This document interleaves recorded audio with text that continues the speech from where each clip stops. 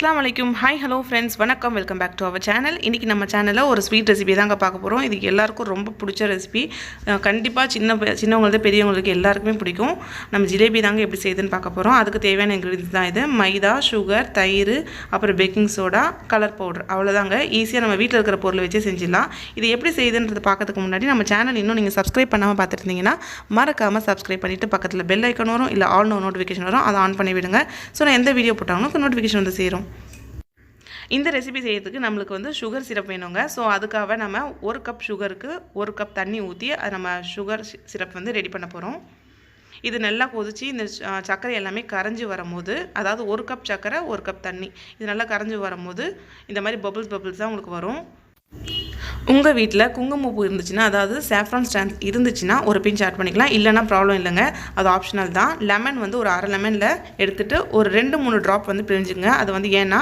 சக்கரை வந்து கட்டி கட்டியா ஆகாம இருக்கிறதுக்காக நம்ம அதை பிழிறோம் பிழிஞ்சிட்டு இந்த மாதிரி நல்லா கலரி விடுங்க சக்கரை வந்து நல்லா கரஞ்சிருக்கணும் கம்பி பதம் பாத்தீங்கன்னா ஒரு கம்பி பதம் அதாவது ஒரு ஸ்ட்ரிங் அளவு ஆகற அளவுக்கு வந்தா போதும் நான் கலர் வந்து இதல கொஞ்சம் ஆட் பண்ணிக்கிறேன் உங்களுக்கு வேணும்னா இதல ஆட் பண்ணலாம் இல்லனா ஸ்கிப் பண்ணிடலாம் நீங்க வந்து பேட்டர்ல அதாவது மாவுல கூட ஆட் பண்ணிக்கலாம் நான் இதுலயும் கொஞ்சம் லைட்டா ஆட் பண்ணிருக்கேன் நான் ஆரஞ்சு இல்ல yellow எது வேணா நீங்க ஆட் பண்ணலாங்க நான் yellow தான் எடுத்துர்க்கேன் கம்பி பதம் ஸ்டார்ட் ஆகுற ஸ்டேஜ் வரும்யா அந்த டைம்ல நீங்க ஆஃப் பண்ணிடலாம் ரொம்ப கம்பி பதம் இருந்தா அப்புறம் கட்டி கட்டியா ஆயிடும் பாருங்க நான் கலர் சேர்த்துக்கனால இந்த கலர்ல இருக்கு ஃபுட் கலரும் குங்குமப்பூவும் ஆப்ஷனல் தாங்க நான் இது ரெடி ஆன உடனே ஒரு பிளேட்லயோ இல்லட்டி உங்ககிட்ட வேற pan இருந்துச்சுனா கொஞ்சம் வைடான பாத்திரத்துல வந்து இந்த மாதிரி ஊத்தி வெச்சுக்குங்க இது வந்து ஒரு சைடு வெச்சிடலாம் இப்போ வந்து நம்ம மாவு ரெடி பண்ணலாம் இப்போ நான் 1 கப் மைதா அதாவது 6 ஸ்பூன் மைதா நான் ஸ்பூன் அளவு வந்து 6 ஸ்பூன் நீங்க ஸ்டார்டிங்ல பாத்தீங்கன்னா ஒரு green color ஸ்பூன் காமிச்சிருப்பேன் அதுல வந்து 6 ஸ்பூன் போட்டுருக்கேன் தயிர் வந்து பாத்தீங்கன்னா 3 ஸ்பூன் அந்த ஸ்பூன் கணக்கு அதாவது 1 கப் மைதாக்கு 1/2 கப் தயிர் இதுதாங்க கரெக்ட்டான ரேஷியோ இந்த மாதிரி கொஞ்சம் கொஞ்சமா வந்து ஆட் பண்ணிட்டு நம்ம வந்து இது மாதிரி கலக்கி விட்டுட்டே இருக்கணும் அப்புறம் வந்து கொஞ்சம் கொஞ்சமா தண்ணி ஆட் பண்ணிக்கங்க தயிர் ஆட் பண்ணியும் கட்டியா தாங்க இருக்கும் பயப்படாதீங்க அப்புறம் கொஞ்சம் கொஞ்சமா தண்ணி அதாவது ஒரு 1/2 கப் கிட்ட தண்ணி ஆட் பண்ற மாதிரி இருக்கும் உங்களுக்கு வந்து நல்ல இட்லி மாவு எப்படி கொஞ்சம் கட்டியா இருக்கும் அந்த மாதிரி வந்து உங்களுக்கு வரணும் அந்த அளவுக்கு வந்து இருக்கணும் ரொம்ப தண்ணியா இருந்துச்சுனா உங்களுக்கு ஒழுங்கா வராது புளியும்போது சோ கேர்ஃபுல்லா கொஞ்சம் கொஞ்சமா தண்ணி வந்து ஒரு ஸ்பூனா வந்து ஆட் பண்ணி இந்த மாதிரி கலக்கி விட்டுட்டே இருங்க உங்களுக்கு கரெக்ட்டான கன்சிஸ்டன்சி வர வரைக்கும் பாருங்க நான் நல்லா mix பண்ணிட்ட அப்புறம் எப்படி கிடைக்குதுன்னு இப்படி தாங்க இருக்கணும் பாருங்க எவ்வளவு ஃப்ளஃபியா எப்படி இருக்குன்னு நல்லா இந்த அளவுக்கு இருக்கணும் நல்லா க்ரீமியா பாக்க இருக்கணும் ரொம்ப தண்ணியா இல்லாம நல்லா இந்த மாதிரி அடிச்சுக்குங்க மாவு இப்போ ரெடி ஆயிடுச்சு இப்போ இந்த மாவுல நம்ம வந்து பேக்கிங் சோடா இருக்குலையா நம்ம சமையல் சோடா அது வந்து இப்போ ஒரு பிஞ்ச் நான் ஆட் பண்ணிக்க போறேன் நம்ம வீட்ல இருக்கிற நார்மல் பேக்கிங் சோடா தான் அப்புறம் ஃபுட் கலர் உங்ககிட்ட ஆரஞ்சோ உங்களுக்கு yellow எது உங்களுக்கு பிடிக்குமோ அதை ஆட் பண்ணிங்க பொதுவா எப்பவுமே ஆரஞ்சு கலர்ல தான் ஜிலேபி இருக்கும் எனக்கு yellow கலர்ல பண்ணி பார்க்கணும்னு ஆசையா இருந்துச்சு சோ நான் yellow colour lemon yellow colour வந்து நான் ஆட் பண்ணிருக்கேன் ஆட் பண்ணிட்டு இந்த மாதிரி நல்லா mix பண்ணி விட்டுங்க மாவோட கலர் லைட்டா சேஞ்ச் ஆயிடும்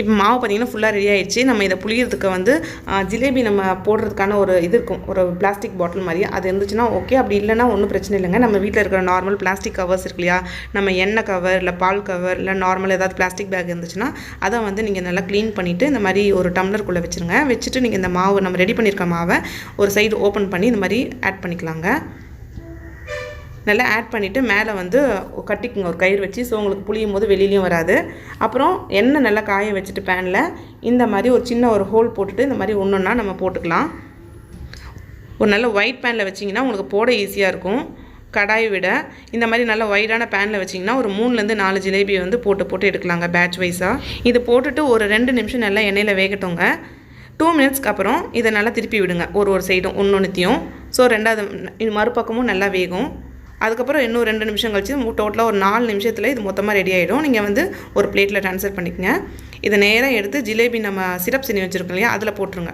நம்ம ஜீரால போட்டுறலாம் கையோட போட்டுறீங்கன்னா நம்ம நெக்ஸ்ட் பேட்ச் ரெடி ஆகும்போது இது வெளிய எடுத்துறலாம் சோ நம்ம நெக்ஸ்ட் பேட்ச்க்கு வந்து நான் எண்ணெயில வந்து இப்ப போட்டுட்டு இருக்கேன் அதே மாதிரி தாங்க நான் சும்மா உங்களுக்கு என்ன டிசைன் வேணுமோ அந்த மாதிரி புழிஞ்சு விட்டுங்க ஸ்டார்டிங்ல கொஞ்சம் டிஃபரண்டா வந்தாலும் கண்டிப்பா நீங்க ட்ரை பண்ணீங்கனா அப்புறம் உங்களுக்கு கொஞ்சம் நல்லாவே வரும் கரெக்ட்டா அந்த பேட்டர் கன்சிஸ்டன்சி தாங்க முக்கியம் ரொம்ப தண்ணியா இருந்துச்சுனா ஒழுங்கா வராது அந்த ஹோல் வந்து நீங்க ரொம்ப குட்டியா போடிங்கனா குட்டியா வரும் கொஞ்சம் உங்களுக்கு பெருசா வேணா பெருசா போட்டுக்கலாம் இப்போ பாத்தீங்கன்னா செகண்ட் பேட்ச் நான் போட்டுட்டேன் சோ செகண்ட் பேட்ச் ரெடி ஆன உடனே இதை வந்து நான் இப்போ எடுக்க போகிறேங்க. நான் நடுவுலையே நான் இதை வந்து திருப்பி விட்டுட்டேன். ஸோ செகண்ட் சைடும் ஊறட்டும்னு. இதுவும் அப்படி தாங்க. ஜீராவில் ஒரு 2 நிமிஷம் 2 சைடு ஊறினா போதும். ரொம்ப நேரம் இருந்தால் அப்புறம் ரொம்ப சொதன்னு ஆகிடும். உங்களுக்கு அந்த கிறிஸ்பினஸ் மொறுமொறுப்பு தன்மை இருக்காது. பாருங்கள் எவ்வளோ கலராக ஜூஸியாக இருக்குன்ட்டு.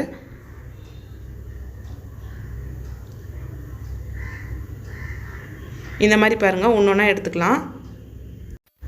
சேம் ப்ரொசீஜர் பேட்ச் வைஸாக இந்த மாதிரி சைமல்டேனியஸாக, அதாவது ஒரு பக்கம் போட்டுகிட்டே இருங்க, ஒரு பக்கம் ஜீராவில் போட்டு மாற்றி எடுத்துகிட்டே இருங்க. உங்களுக்கு ஈஸியாக முடிஞ்சிடும், டக்குன்னு வேலை முடிஞ்சிடும். இப்போ பார்த்தீங்கன்னா இதான் லாஸ்ட் பேட்ச்சு. எனக்கு ஜீராவும் மீறவே இல்லை. கரெக்டாக மாவும் ஜீராவும் கரெக்டாக சரியாக போச்சு. நம்ம ப்ரிப்பேர் பண்ண ஜிலேபிஸ் இது தாங்க. 6 ஸ்பூன் மைதாக்கு எனக்கு ஒரு 20 கிட்ட ஜிலேபி வந்துருச்சு. நல்லா சுட ஈவினிங் டைமில் இந்த மாதிரி நல்லா ஸ்வீட்டான ஒரு ஜிலேபி உங்கள் ஃபேமிலி மெம்பர்ஸ்க்கும் செஞ்சு கொடுங்க. ரொம்ப ஈஸி தாங்க. கண்டிப்பாக நீங்களும் ட்ரை பண்ணுங்கள். ட்ரை பண்ணிவிட்டு உங்கள் ஃபீட்பேக் என் கூட கண்டிப்பாக ஷேர் பண்ணுங்கள். பாருங்கள் எவ்வளோ சூப்பராக இருக்குது. நல்லா ஜீராலாம் உறிஞ்சி பார்க்கவே நல்லா டெம்ப்டிங்காக இருக்குது. உள்ளெல்லாம் அந்த ஜூஸ்லாம் இறங்கியிருக்குங்க. கலரும் சூப்பராக இருக்குது. உங்களுக்கு ஆரஞ்சு வேணால் கூட நீங்கள் ஆரஞ்சு கலர் யூஸ் பண்ணலாம். நல்லா ஜீராலாம் இறங்கி நல்லா அதை நீங்கள் உடைக்கும் போதும் சாப்பிடும் போதும் நல்லா ஒரு மொறுமொறுப்பு தன்மை இருக்கும். ஸோ மொறுன்னு இருக்கும். இது நல்லா ஸ்வீட்டாக. இதை நீங்களும் ட்ரை பண்ணி பாருங்கள். ட்ரை பண்ணிவிட்டு உங்கள் ஃபீட்பேக்கை ஷேர் பண்ணுங்கள். வீடியோ பிடிச்சிருந்துச்சுன்னா எப்பவும் கேட்குறதெல்லாம் லைக் பண்ணிவிட்டு உங்கள் ஃப்ரெண்ட்ஸ் அண்ட் ஃபேமிலி மெம்பர்ஸ்க்கும் ஷேர் பண்ணுங்கள். இன்னும் சப்ஸ்கிரைப் பண்ணால் பார்த்துருந்தீங்கன்னா சப்ஸ்கிரைப் பண்ணுங்கள். என் மற்ற அப்லோட்ஸும் பார்த்து எனக்கு சப்போர்ட் பண்ணுங்கள். தேங்க்யூ ஃபார் வாட்சிங். பை. Take care. அஸ்ஸலாமு அலைக்கும் ஃப்ரெண்ட்ஸ்.